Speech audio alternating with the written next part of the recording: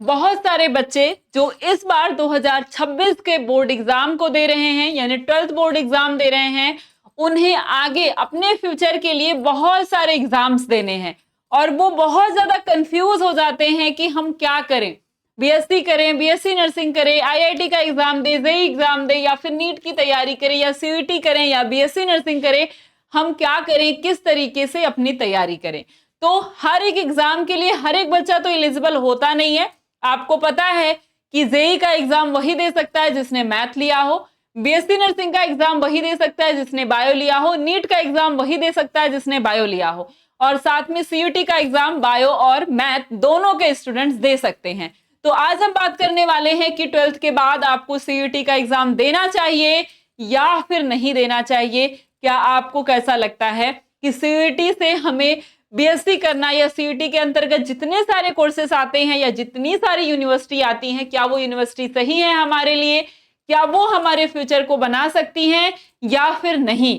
तो आज हमारा पूरा जो टॉपिक है वो इसी बात पर होने वाला है कि सीयूटी देना कितना ज्यादा जरूरी है आपके लिए, या फिर आप नहीं देना चाहते तो इस वीडियो को जरूर देखिए, या देना चाहते हैं तो भी आपको देखना चाहिए कि क्या है सीयूटी और हमें क्यों इसका एग्जाम देना चाहिए। तो जितने भी मैंने टॉप आप कह सकते हैं 12th के बाद एंट्रेंस एग्जाम की बात की, जिसमें हमारा फर्स्ट लेवल पे आता है जेईई, फिर आता है नीट, सीयूटी आता है, एक और एग्जाम की बात की मैंने वो आता है बीएससी नर्सिंग। तो ऐसे स्टूडेंट जिन्होंने बायो लिया है उसके लिए मैंने बनाया है, आप मेरे इस चैनल को देखेंगे तो आपको दिखाई देगा बीएससी नर्सिंग का काला सच जस्ट इसके पहले। तो वहां पर मैंने बताया है कि नीट या फिर आपको बीएससी नर्सिंग में क्या बेटर है, क्या करना चाहिए। तो वहां पर जो कंक्लूजन निकल के आया था कि नीट बहुत ज्यादा एक्सपेंसिव, बहुत टाइम टेकिंग होता है, इसलिए हमें क्या करना चाहिए, बीएससी नर्सिंग।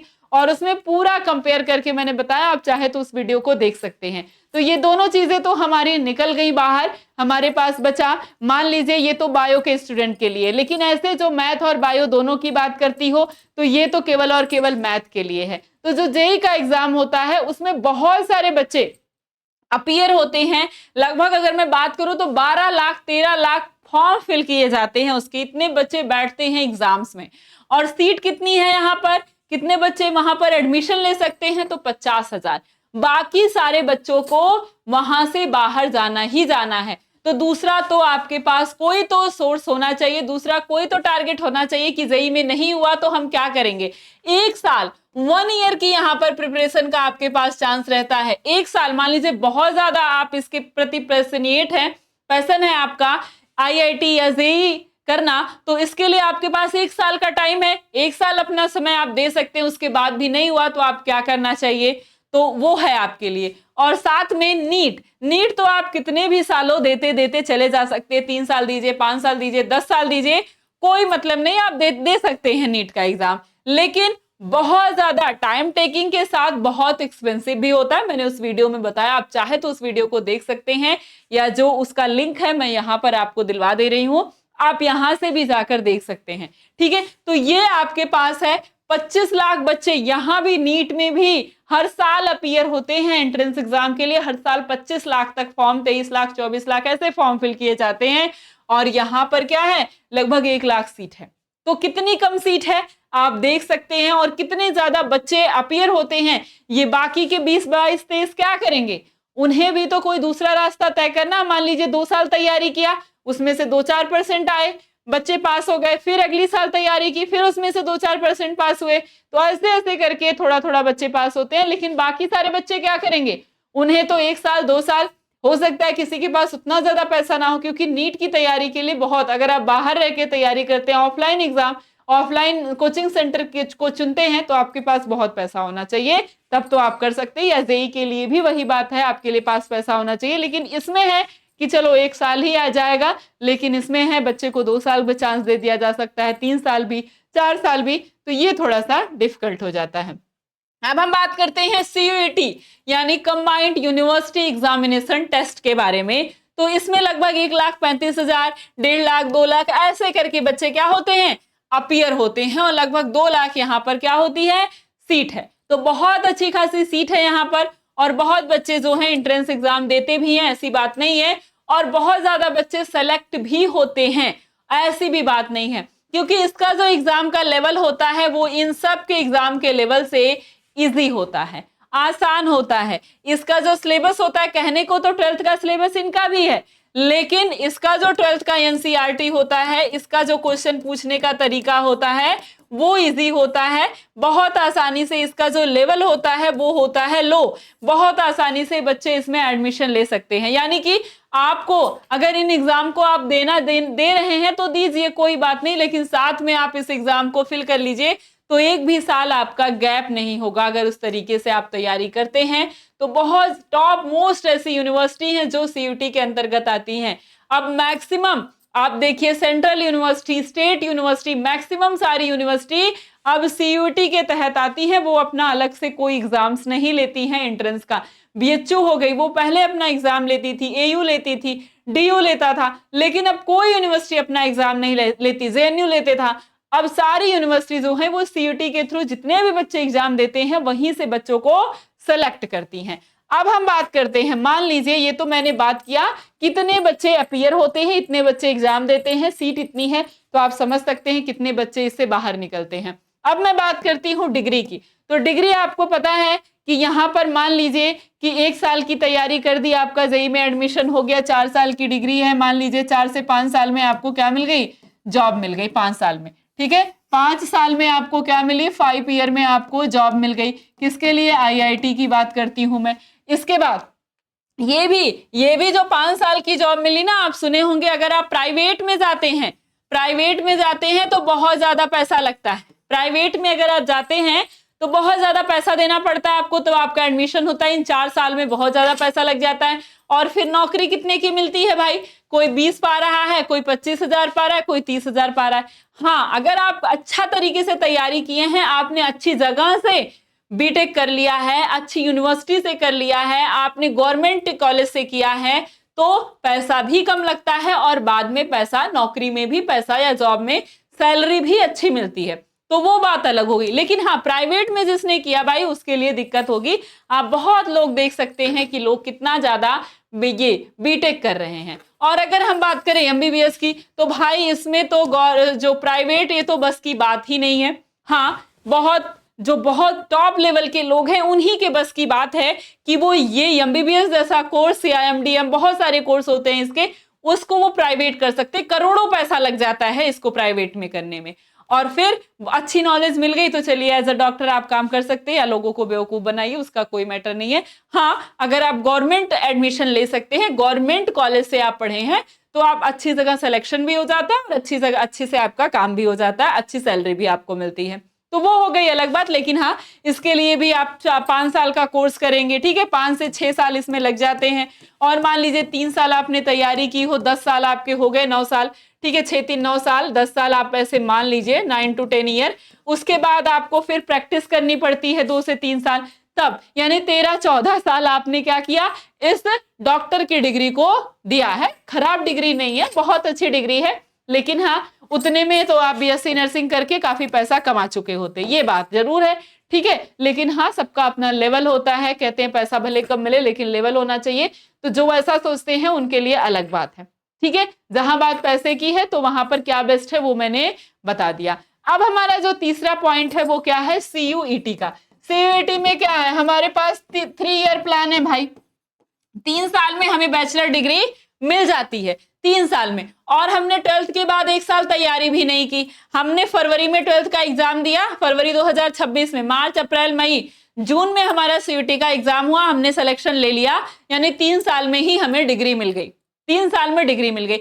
और बहुत जो वैसा स्टूडेंट है, मान लीजिए उसने बेचारे ने 1 साल तैयारी कर ली, अगर मैं ये भी कह दूं तो भी उसको मान लेती हूं कि 4 साल में उसे डिग्री मिल गई, और यहाँ पर 10 साल, और यहाँ पर भी मुझे लगता है 6 से 7 साल, ठीक है, 6 से 7 साल। अगर इसने प्राइवेट से किया तो कोई मतलब ही नहीं है, प्राइवेट से नहीं किया तो इसके पास भी 6 साल लगे, 7 साल लगे इसके पास भी, और यहाँ पर इसने 4 साल में ही अपनी डिग्री पाली। इसके अकॉर्डिंग देखिए तो 6 साल में कितना ज्यादा कमाएगा, 10 से 15 लाख रुपए कमा के रख देगा, यहाँ भी 2-3 साल में और पैसे कमा के रख देगा, ठीक है। तो इस तरीके से अगर हम देखें तो अगर इसके अकॉर्डिंग देखते हैं तो 4-5 लाख रुपए ही हुए, लेकिन अगर आप इसके अकॉर्डिंग देखते हैं, एमबीबीएस के अकॉर्डिंग देखते हैं, तो आपके पास 15 लाख रुपए कम से कम हो जाते हैं। ठीक है, कोई भी आप सैलरी, अगर आप 25,000 सैलरी भी मानते हैं तो भी ये हो गए, 20-25,000 सैलरी भी मानते हैं तो भी ये हो गया। 20-25,000 सैलरी की बात कर रही हूँ, 25,000 सैलरी माना तो 2 महीने के कितने रुपए हुए, 1 लाख रुपए हुए।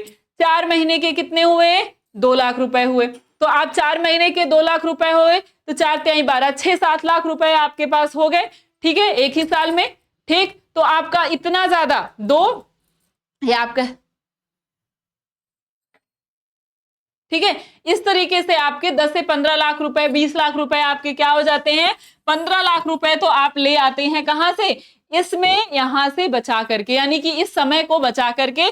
और यहां पर इस कोर्स को करने में कितना समय लगता है, 15,000 रुपए, 20,000 रुपए, ठीक है, कितना, 15,000, 20,000 रुपए। अगर मैं टॉप मोस्ट यूनिवर्सिटी की बात करूं, BHU हो गया, DU हो गया, JNU हो गया और AMU हो गया, ठीक है, और JMI हो गया, जामिया मिलिया इस्लामिया यूनिवर्सिटी हो गया, और आपके पास हो गया AU इलाहाबाद यूनिवर्सिटी हो गया। ये सारी यूनिवर्सिटी ऐसी है जहां से आप केवल 15 से 20,000 रुपए दे करके कोई भी, चाहे आपको BSc नर्सिंग, BSc का कोर्स करना हो, BA का कोर्स करना हो, BBA करना हो, लगभग सारी यूनिवर्सिटी जो है 15 से 20,000 में, अगर कोई डिप्लोमा कोर्स नहीं है, डिग्री कोर्स है, तो मुझे लगता है 15 से 20,000 रुपए में ये साल की बात कर रही हूँ, यानी कि कितने लगे, 20 लगे तो 40-50, ठीक है, 40,000 2 साल के, और इसके बाद आपके 60,000 आपके 3 साल के लग गए। यहां से आप क्या कर सकते हैं, 60 से 70,000 रुपए में आप अपना डिग्री ले सकते हैं।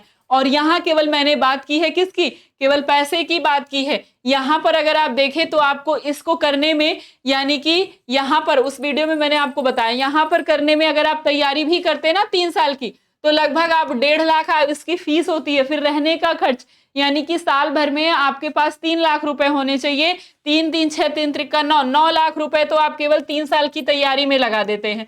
और वही हाल यहाँ भी है, 1 साल की तैयारी में इन्हें भी 3 से 4 लाख रुपए लगाने हैं।